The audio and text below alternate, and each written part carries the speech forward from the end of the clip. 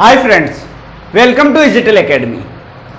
जैसा कि आप लोगों को पता है कि हम यहाँ पे 10th के मैथ के पेपर की बात कर रहे हैं। एक बार हमने पूरे 80 नंबर की तैयारी कर ली है।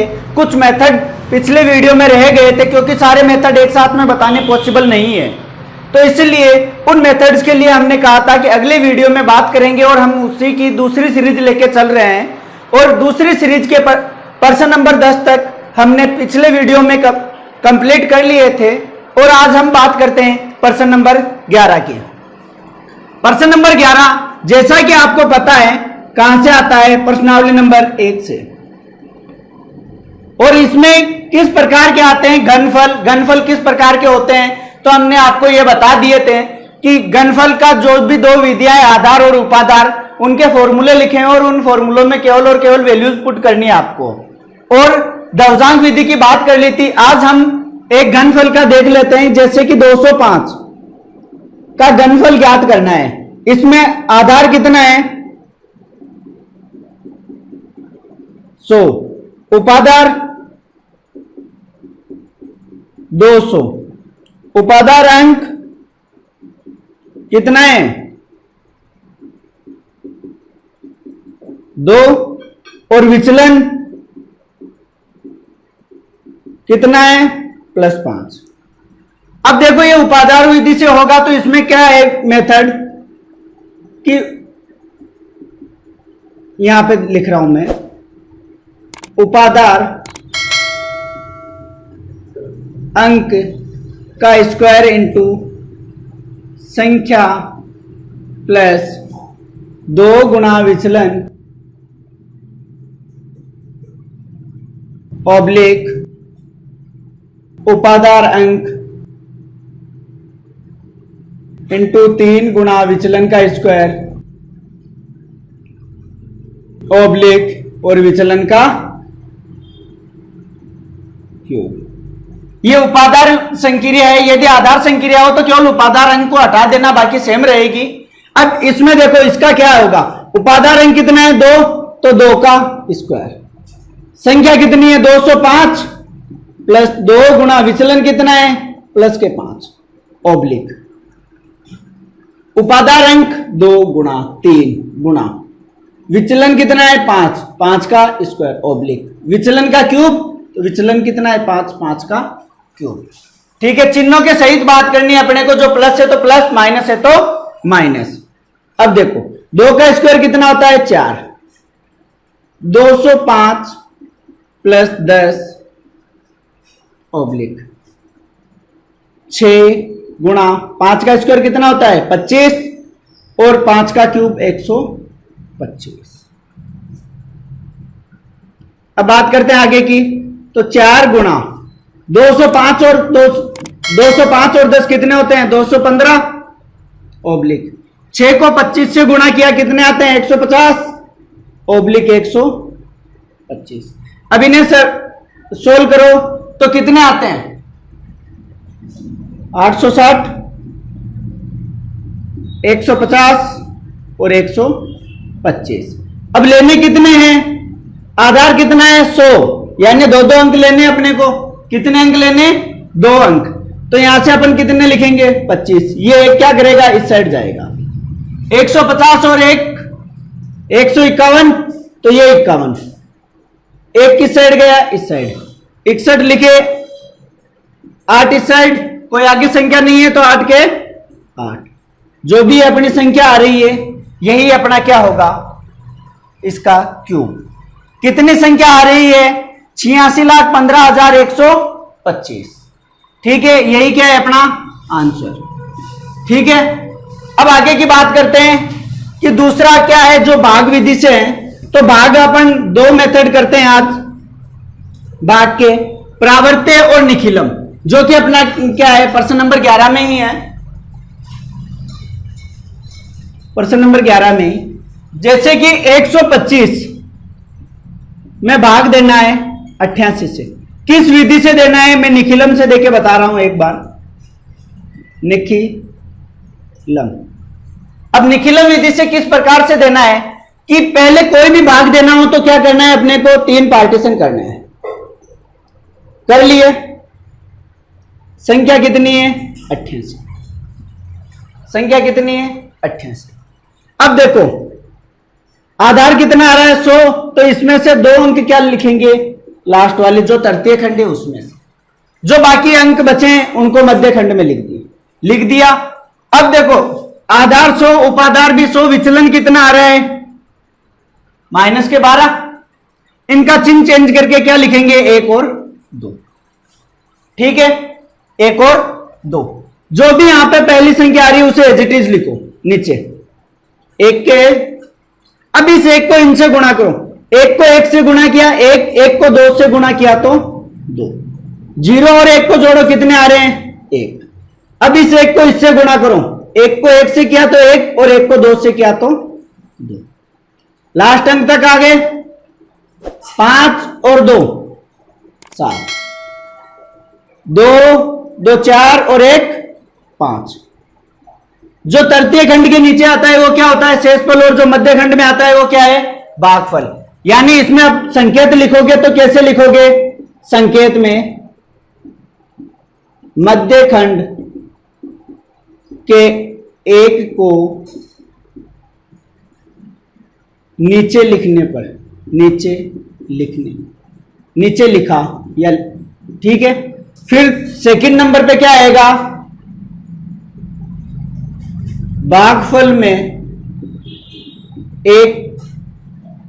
भागफल 1 को 1 2 से गुणा करके लिखने पर, ठीक है। जैसा अपन ने किया है वैसा का वैसा लिखना है। वापस समझ लो किस प्रकार से किया है अपन ने। 88, ठीक है, आधार कितना था 100, अंक कितने हैं 2, तो अपन ने क्या किया तृतीय खंड में 2 अंक लिख दिए, ठीक है। लास्ट के जो भी बाकी बचे उसको मध्य खंड में लिखा है। और विचलन कितना आ रहा था 12 आ रहा था, माइनस के। अब इनको परावर्तित करना है अपने को, यानी जो माइनस के उनको प्लस के करना है, तो प्लस के कर दिए। ये 12 नहीं होंगे, क्या होंगे 1 और 2। अब 1 को एज इट इज लिखा जो ये मध्य खंड का है, इसको क्या करेंगे इनसे गुणा करेंगे। 1 को 1 से गुणा किया 1 को 2 से गुणा किया 2, ठीक है। 0 और 1 फिर अब इस 1 को क्या करेंगे इनसे गुणा करेंगे। 1 को यहां पे आगे कोई संख्या नहीं है, 1 को 1 से गुणा किया तो 1 को 2 से किया तो 2। अब इनको ऐड कर लो तो शेषफल कितना आया 57 और भागफल कितना आया 11। यह होता है अपना निखिलम विधि। अब बात करते हैं प्रावर्त्य विधि की। प्रावर्त्य विधि में किस प्रकार से होता है, सेम एज इट इज इसी प्रकार का मेथड है, लेकिन उसमें थोड़ा सा चेंजिंग है कि वह ये 100 से नीचे के लिए थी और वो 100 से ऊपर के लिए होगी। जैसे कि 1358 में भाग देना है 113 का। किसका भाग देना है 113 का। यहां पे देखो वही 3 भाग करने हैं, पहले पार्टीशन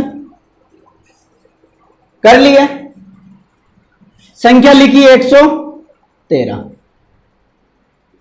विचलन कितना आया, ये तो हुई संख्या, विचलन कितना आया 13 का। लेकिन जो प्रावर्त्य है, प्रावर्त्य अंक बोलते हैं, प्लस के हैं तो ये माइनस के 1 और माइनस के 3, ये प्लस के हैं तो ये प्रावर्त्य अंक क्या हो जाएंगे माइनस के 1 और माइनस के 3। अब देखो इनका आधार कितना है, आधार क्या लेंगे अपन 100, 2 अंक हैं तो इसमें से 2 अंक क्या करेंगे अपन तृतीय खंड में लिखेंगे 58, और बाकी जो बचे उनको एज इट इज लिख दिया। अब जो निखिलम में करते हैं वह सेम चीज करनी है अपने को, 1 एज इट इज लिखा। अब इस 1 को इससे करना है, नहीं कि इस विचलन से नहीं करना है और प्रावर्त्य अंक से करना है। तो 1 को -1 से गुणा किया तो -1, 1 को -3 से गुणा किया तो -3, ठीक है। 3 और -1 कितने होते हैं, 3 + -1 कितने होते हैं 2। अब 2 को इनसे गुणा किया, 2 को -1 से किया तो -2, 2 को -3 से किया तो -6, 8 -6 कितने होते हैं 2। ये 5 प्लस के -3 और -2 कितने होते हैं -5, और प्लस के 5 कितने हुए 0। यानी भागफल क्या है अपने पास में 12, शेषफल क्या आया 0.2। ये आपका आंसर है। ये आपका क्या है आंसर। ये अपने पास में एक मेथड था जो बचे थे। इनके बाहर कोई भी एक क्वेश्चन नहीं जाएगा, जो भी आएगा इन्हीं मेथड से आएगा। दवजांग विधि आपको बता दिए, द्वंद्व योग वगैरह थी, लेकिन इस साल हमारे सिलेबस में वो नहीं है, तो उनसे कोई भी पर्सन नहीं आएगा, इन्हीं से कोई एक पर्सन आएगा। तो कर सकते हो आप आसानी से, कोई ज्यादा डिफिकल्ट नहीं है। वापस बताऊं तो देखो, विचलन किया 13, प्रावर्त अंक जो भी प्लस के माइनस के करने हैं अपने को, तो माइनस के किया। मध्य का जो फर्स्ट अंक है उसे एज इट इज लिखा, एक को इनसे गुणा किया तो -1 और -3, फिर 3 - 1 कितने होते हैं 2, 2 को इनसे गुणा किया तो 2 को -1 से किया तो -2 और 2 को -3 से किया तो -6। अब इनको अपन जोड़ेंगे तो 0.2 और इनको ये 12, तो भागफल कितने आए 12 और शेषफल कितने आए 0.2। और यहां पे ये तरते खंड में 2 क्यों लिखे 2 अंक, तो आपको यह पता होगा आसानी से। ठीक है, अब बात करते हैं हम प्रश्न नंबर 12 की, जो किससे आता है,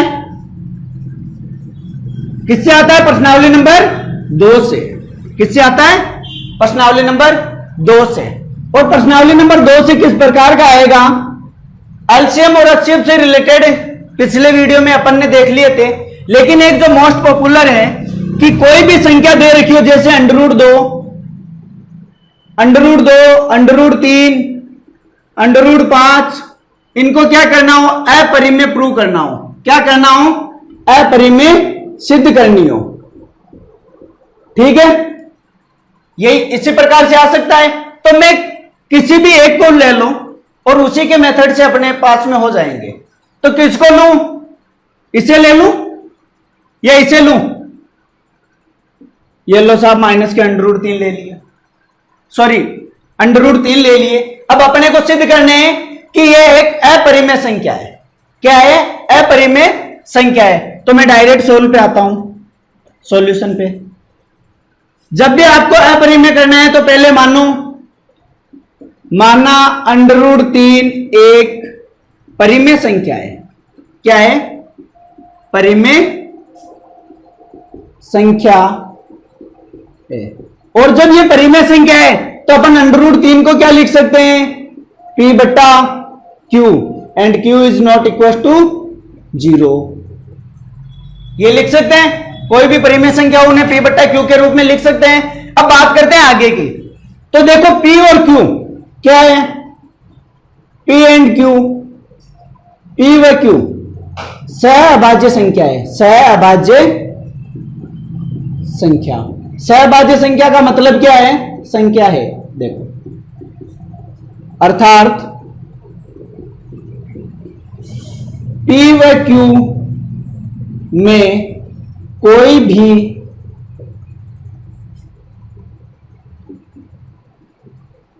उभयनिष्ठ गुणनखंड नहीं है।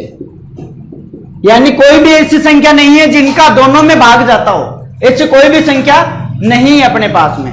तो आगे बात, अब देखो जो इक्वेशन नंबर ये 1 है, मैं इन दोनों का क्या करता हूं, दोनों पक्षों में समीकरण 1 का स्क्वायर करने पर, समीकरण 1 का वर्ग करने पर, तो √3 का स्क्वायर बराबर P/Q का स्क्वायर। तो √3 का स्क्वायर 3 बराबर P का स्क्वायर अपॉन Q का स्क्वायर। और इसे अपन क्या लिख सकते हैं, Q स्क्वायर इस साइड भाग में, इस साइड आते किस में हो जाएंगे, तो 3Q स्क्वायर गुणा में और P स्क्वायर। अब देखो यहां पे 3Q स्क्वायर है, 3Q स्क्वायर P स्क्वायर की वैल्यू है, तो अपन ये कह सकते हैं अर्थात P स्क्वायर 3 से भाज्य है, 3 का भाग जाता है P स्क्वायर में। यही तो लिखेंगे अपन, क्या लिखेंगे कि इसमें P स्क्वायर में 3 से भाज्य है, यानी 3 का भाग जाता है। यदि P स्क्वायर में 3 का भाग जाता है तो P में भी अतः P भी 3 से भाज्य होगा 3 से भाज्य। वापस देख लो अपन ने क्या किया है, पहले अपरिमेय संख्या को क्या माना, परिमेय संख्या, और P बट्टा Q में लिखा, और P और Q क्या है, एक सहअभाज्य संख्या है, यानी इनमें कोई भी एक कोई उभयनिष्ठ गुणनखंड नहीं है।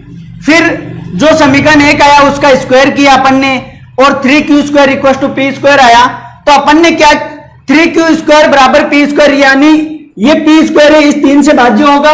अपन ने क्या लिखा, पी स्क्वायर 3 से भाज्य है। यदि पी स्क्वायर 3 से भाज्य है तो पी में भी क्या होगा, 3 का भाग जाएगा, यानी कह सकते हैं अपन कि पी भी किससे भाज्य है, 3 से भाज्य है। ये अपना क्या आ गया, परिणाम प्रथम आ गया, प्रथम परिणाम। ठीक है, अब बात करते हैं आगे की। इसको मिटा रहा हूं मैं।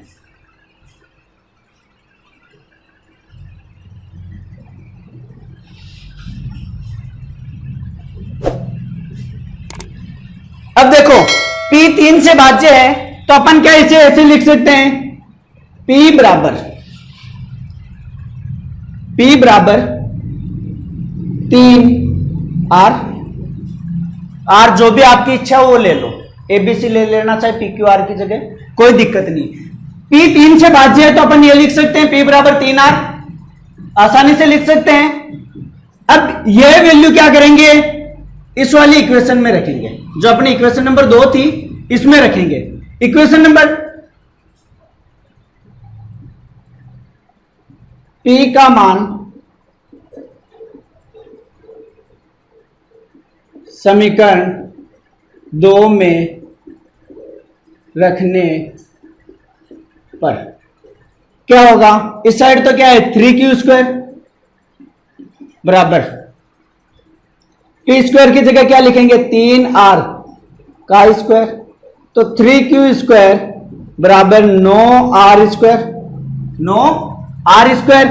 और अब देखो यहां से ये 3 इस साइड किस में, गुणा में, उस साइड जाते किस में हो जाएंगे, भाग में, तो q स्क्वायर बराबर 9R स्क्वायर अपॉन 3, यानी आंसर क्या आया अपने पास में, q स्क्वायर बराबर 3R स्क्वायर।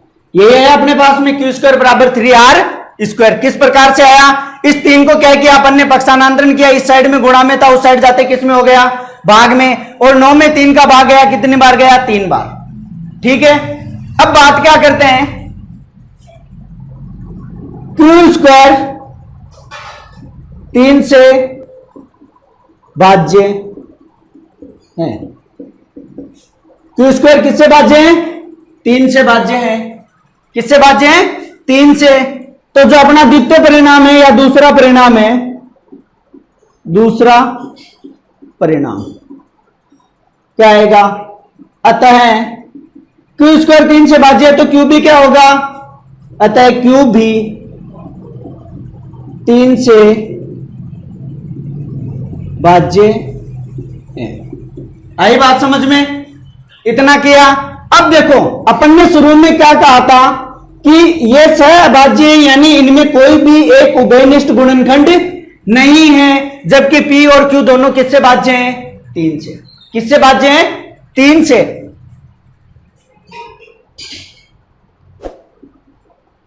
प्रथम व द्वितीय परिणाम से ज्ञात होता है या पता चलता है, ज्ञात होता है कि P व Q 3 से भाज्य हैं, जो कि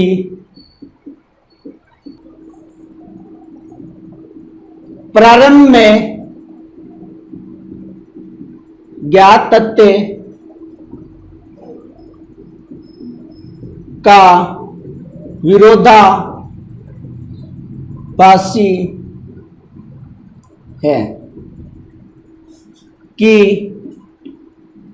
प्रारंभ में ज्ञात तथ्य का विरोधाभासी है कि P व Q का कोई भी उभयनिष्ठ गुणनखंड नहीं है।